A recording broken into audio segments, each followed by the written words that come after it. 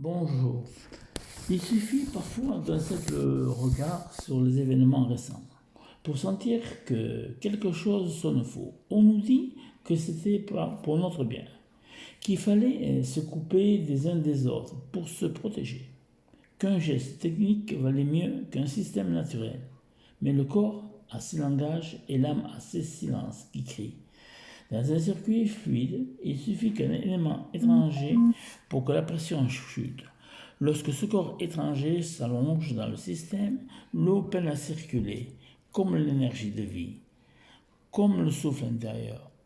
On n'a pas seulement attaqué le corps, on a mis un doute dans l'intuition.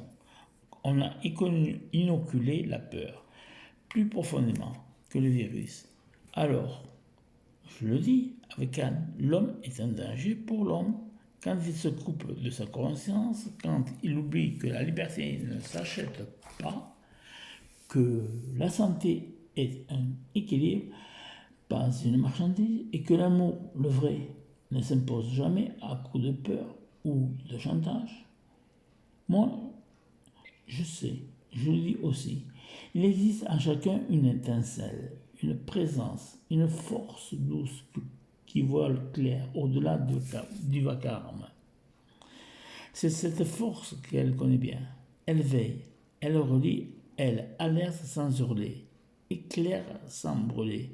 Et à ceux qui sentent ce déséquilibre, qui ont perçu la faille dans le discours, je dis simplement, vous n'êtes pas seul.